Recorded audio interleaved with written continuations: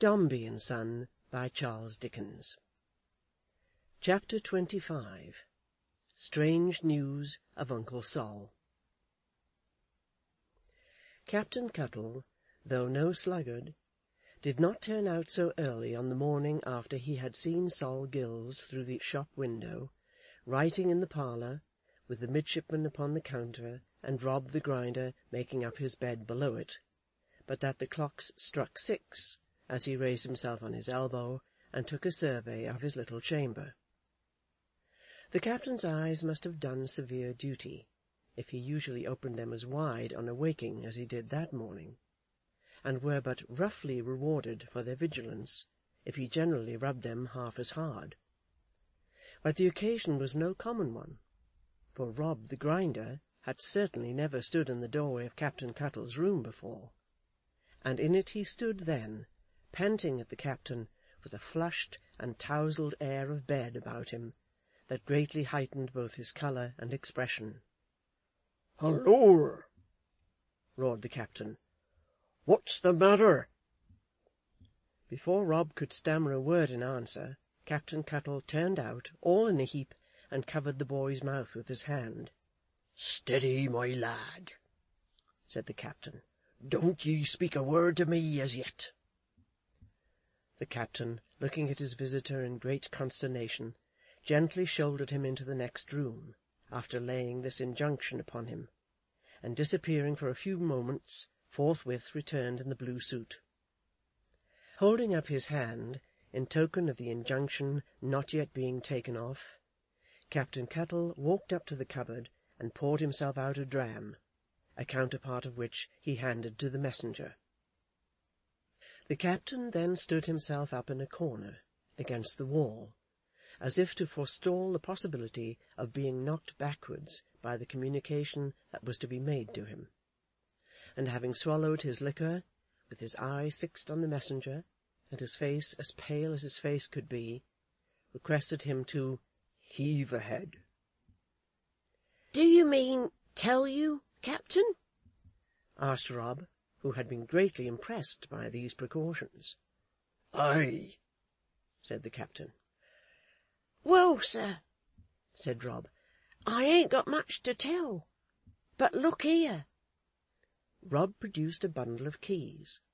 The captain surveyed them, remained in his corner, and surveyed the messenger. "And look here," pursued Rob. The boy produced a sealed packet, which Captain Cuttle stared at as he had stared at the keys. "When I woke this morning, Captain," said Rob, "which was about 5:15, I found these on my pillow. The shop door was unbolted and unlocked, and Mr. Gills gone." "Gone?" roared the captain. "Flowed, sir," returned Rob. The captain's voice was so tremendous, and he came out of his corner with such way on him, that Rob retreated before him into another corner, holding out the keys and packet to prevent himself from being run down. "For Captain Cuttle, sir," cried Rob, "is on the keys, and on the packet too. Upon my word and honour, Captain Cuttle, I don't know anything more about it. I wish I may die if I do. Here's a situation for a lad that's just got a situation," cried the unfortunate grinder, screwing his cuff into his face. "His master bolted with his place, and him blamed for it." These lamentations had reference to Captain Cuttle's gaze, or rather glare, which was full of vague suspicions, threatenings, and denunciations. Taking the proffered packet from his hand, the captain opened it and read as follows: "My dear Ned Cuttle, enclosed is my will." The captain turned it over with a doubtful look. "And testament." "Where is the testament?" said the captain, instantly impeaching the ill-fated grinder. "What have you done with that, my lad?" "I never see it," whimpered Rob. "Don't keep on suspecting an innocent lad, Captain. I never touched the testament." Captain Cuttle shook his head, implying that somebody must be made answerable for it, and gravely proceeded. "Which don't break open for a year, or until you have decisive intelligence of my dear Walter, who is dear to you, Ned, too, I am sure." The captain paused and shook his head in some emotion. Then, as a re-establishment of his dignity in this trying position, looked with exceeding sternness at the Grinder. "If you should never hear of me or see me more, Ned, remember an old friend as he will remember you to the last, kindly, and at least until the period I have mentioned has expired, keep a home in the old place for Walter. There are no debts, the loan from Dombey's house is paid off, and all my keys I send with this. Keep this quiet, and make no inquiry for me, it is useless. So, no more, dear Ned, from your true friend, Solomon Gills." The captain took a long breath, and then read these words written below: "The boy Rob, well recommended, as I told you, from Dombey's house. If all else should come to the hammer, take care, Ned, of the little midshipman." To convey to posterity any idea of the manner in which the captain, after turning this letter over and over, and reading it a score of times, sat down in his chair, and held a court-martial on the subject in his own mind, would require the united genius of all the great men who, discarding their own untoward days, have determined to go down to posterity, and have never got there. At first the captain was too much confounded and distressed to think of anything but the letter itself, and even when his thoughts began to glance upon the various attendant facts, they might, perhaps, as well have occupied themselves with their former theme, for any light they reflected on them.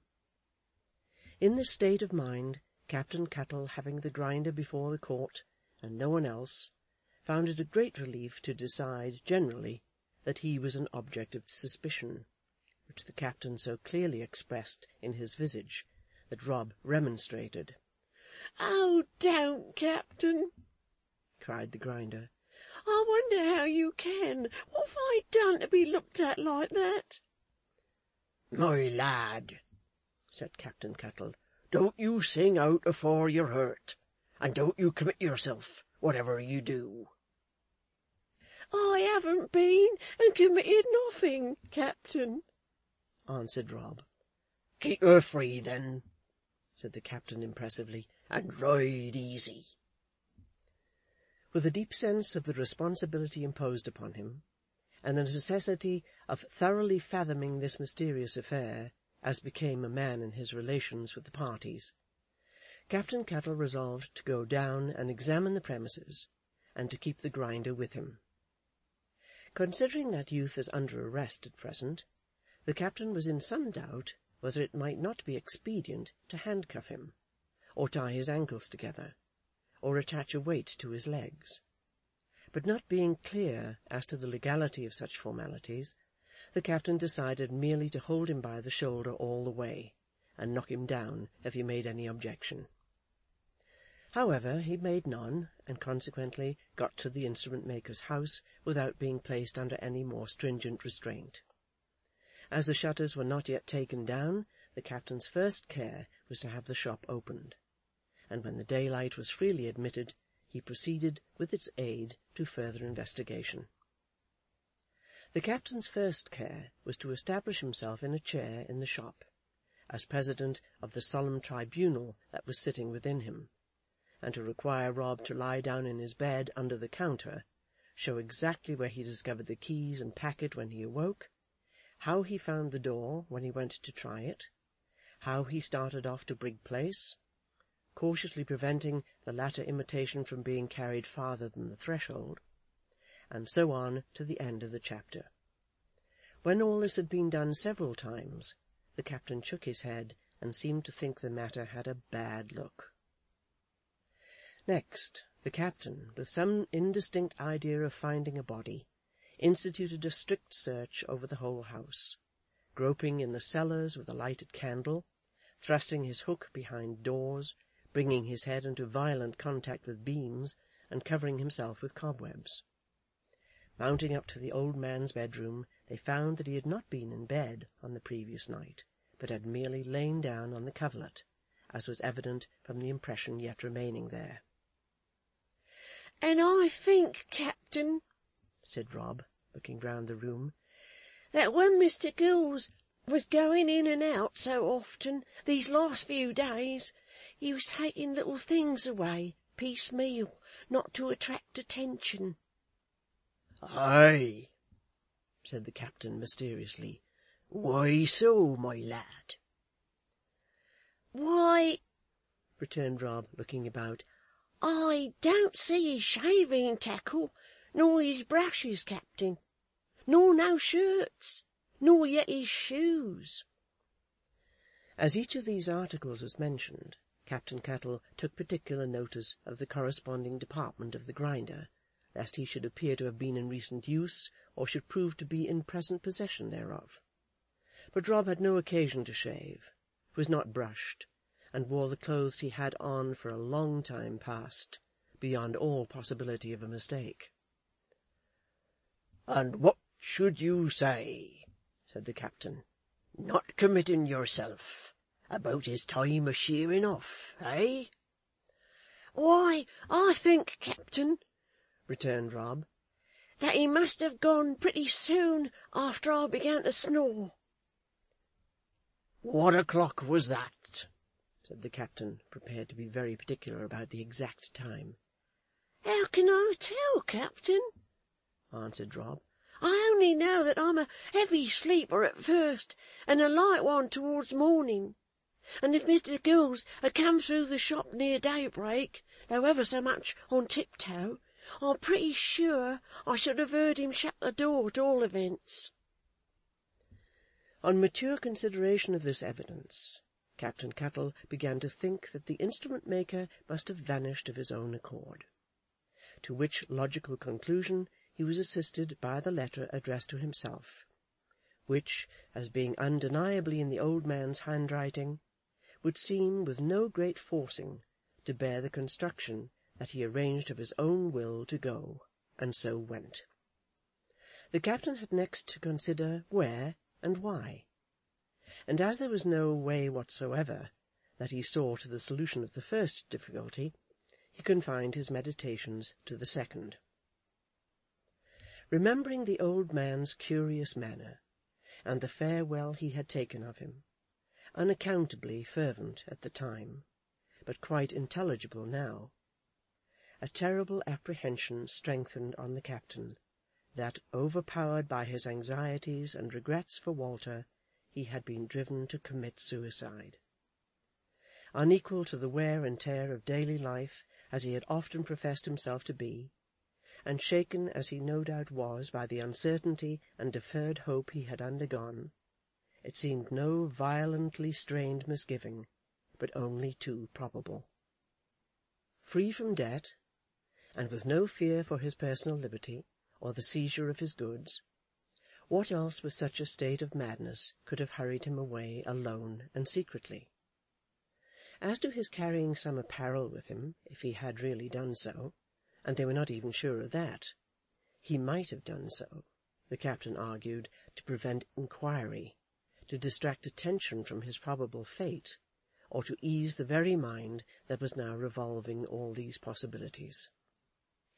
Such, reduced into plain language, and condensed within a small compass, was the final result and substance of Captain Cuttle's deliberations, which took a long time to arrive at this pass, and were, like some more public deliberations, very discursive and disorderly.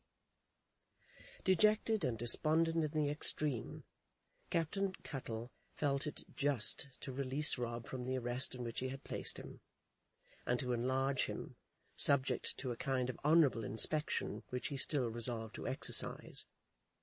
And having hired a man, from Brogley the broker, to sit in the shop during their absence, the captain, taking Rob with him, issued forth upon a dismal quest after the mortal remains of Solomon Gills. Not a station-house, or bone-house, or workhouse in the metropolis escaped a visitation from the hard-glazed hat.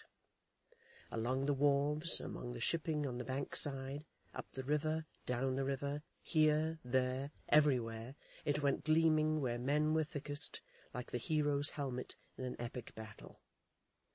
For a whole week the captain read of all the found and missing people in all the newspapers and handbills, and went forth on expeditions at all hours of the day to identify Solomon Gills, in poor little ship-boys who had fallen overboard, and in tall foreigners with dark beards who had taken poison, to make sure, Captain Cuttle said, that it warn't him.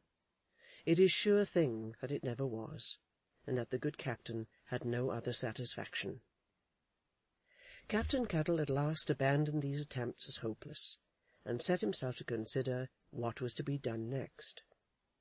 After several new perusals of his poor friend's letter, he considered that the maintenance of a home in the old place for Walter was the primary duty imposed upon him. Therefore the captain's decision was that he would keep house on the premises of Solomon Gills himself, and would go into the instrument business and see what came of it. But as this step involved the relinquishment of his apartments at Mrs. McStinger's, and he knew that resolute woman would never hear of his deserting them, the captain took the desperate determination of running away. "Now look you here, my lad," said the captain to Rob, when he had matured this notable scheme. "To-morrow I shan't be found in this here roadstead till night, not till arter midnight, perhaps. But you keep watch till you hear me knock, and the moment you do, turn to and open the door." "Very good, captain," said Rob. "You continue to be rated on these here books," pursued the captain condescendingly, "and I don't say but what you may get promotion if you and me should pull together with a will. But the moment you hear me knock to-morrow night, whatever time it is, turn to and show yourself smart with the door." "I'll be sure to do it, captain," replied Rob. "Because, you understand," resumed the captain, coming back again to enforce this charge upon his mind, "there may be, for anything I can say, a chase, and I might be took while I was waiting, if you didn't show yourself smart with the door." Rob again assured the captain that he would be prompt and wakeful, and the captain, having made this prudent arrangement, went home to Mrs. McStinger's for the last time. The sense the captain had of its being the last time, and of the awful purpose hidden beneath his blue waistcoat, inspired him with such a mortal dread of Mrs. McStinger, that the sound of that lady's foot downstairs at any time of the day was sufficient to throw him into a fit of trembling. It fell out, too, that Mrs. McStinger was in a charming temper, mild and placid as a house-lamb, and Captain Cuttle's conscience suffered terrible twinges when she came up to inquire if she could cook him nothing for his dinner. "A nice small kidney pudding now, Captain Cuttle," said his landlady, "or a sheep's heart. Don't mind my trouble." "No, thank ye, ma'am," returned the captain. "Have a roast fowl," said Mrs. McStinger, "with a bit of veal stuffing and some egg sauce. Come, Captain Cuttle, give yourself a little treat." "No, thank ye, ma'am," returned the captain, very humbly. "I'm sure you're out of sorts, and want to be stimulated," said Mrs. McStinger. "Why not have, for once in a way, a bottle of sherry wine?" "Well, ma'am," rejoined the captain, "if you'd be so good as take a glass or two, I think I would try that. Would you do me the favour, ma'am," said the captain, torn to pieces by his conscience, "to accept a quarter's rent ahead?" "And why so, Captain Cuttle?" retorted Mrs. McStinger sharply, as the captain thought. The captain was frightened to death. "If you would, ma'am," he said with submission, "it would oblige me. I can't keep my money very well. It pays itself out, I should take it kind if you comply."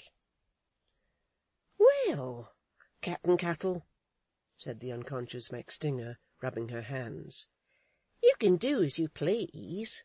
It's not for me, with my family, to refuse, no more than it is to ask." "And would you, ma'am," said the captain, taking down the tin canister in which he kept his cash from the top shelf of the cupboard, "be so good as offer 18 pence apiece to the little family all round? If you could make it convenient, ma'am, to pass the word presently for them children to come for'ard in a body, I should be glad to see 'em." These innocent MacStingers were so many daggers to the captain's breast, when they appeared in a swarm, and tore at him with the confiding trustfulness he so little deserved. The eye of Alexander MacStinger, who had been his favourite, was insupportable to the captain.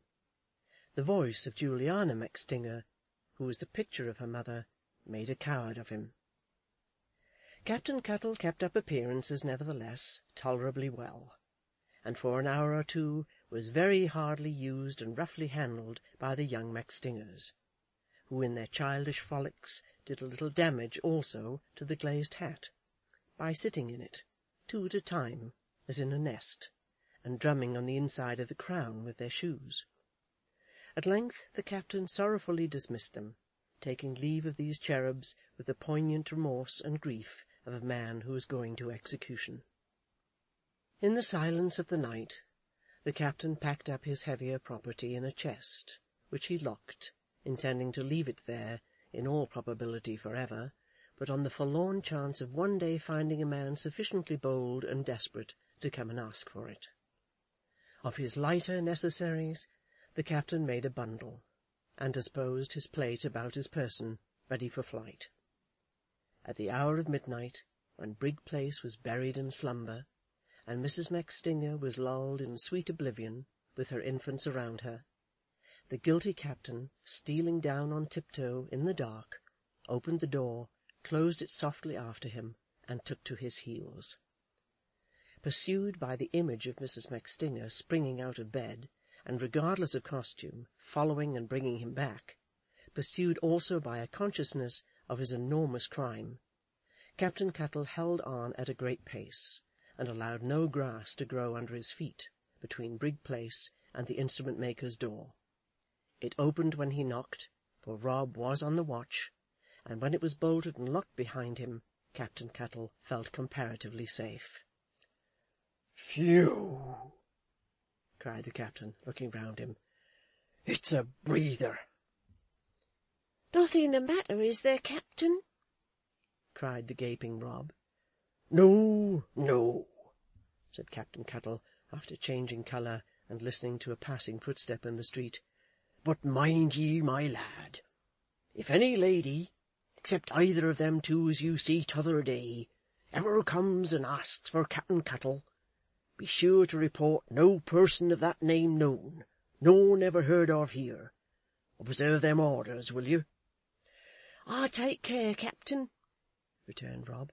"You might say, if you liked," hesitated the captain, "that you'd read in the paper that a captain of that name was gone to Australia, emigrating along with a whole ship's complement of people as had all swore never to come back no more." Rob nodded his understanding of these instructions, and Captain Cuttle, promising to make a man of him if he obeyed orders, dismissed him, yawning, to his bed under the counter, and went aloft to the chamber of Solomon Gills. What the captain suffered next day, whenever a bonnet passed, or how often he darted out of the shop to elude imaginary MacStingers, and sought safety in the attic, cannot be told. But to avoid the fatigues attendant on this means of self-preservation, the captain curtained the glass door of communication between the shop and parlour on the inside, fitted a key to it from the bunch that had been sent to him, and cut a small hole of espial in the wall. The advantage of this fortification is obvious. On a bonnet appearing, the captain instantly slipped into his garrison, locked himself up, and took a secret observation of the enemy. Finding it a false alarm, the captain instantly slipped out again, and the bonnets in the street were so very numerous, and alarms were so inseparable from their appearance, that the captain was almost incessantly slipping in and out all day long. Captain Cuttle found time, however, in the midst of this fatiguing service, to inspect the stock, in connection with which he had the general idea, very laborious to Rob, that too much friction could not be bestowed upon it, and that it could not be made too bright. He also ticketed a few attractive-looking articles at a venture, at prices ranging from 10 shillings to £50, and exposed them in the window, to the great astonishment of the public. After effecting these improvements, Captain Cuttle, surrounded by the instruments, began to feel scientific, and looked up at the stars at night through the skylight when he was smoking his pipe in the little back parlour before going to bed, as if he had established a kind of property in them. As a tradesman in the city, too, he began to have an interest in the Lord Mayor and the sheriffs, and in public companies, and felt bound to read the quotations of the funds every day, though he was unable to make out, on any principle of navigation, what the figures meant, and could have very well dispensed with the fractions. Florence the captain waited on with this strange news of Uncle Sol, immediately after taking possession of the midshipman, but she was away from home. So the captain sat himself down in his altered station of life, with no company but Rob the grinder, and losing count of time, as men do when great changes come upon them, thought musingly of Walter, and of Solomon Gills, and even of Mrs. Macstinger herself, as among the things that had been. End of chapter 25.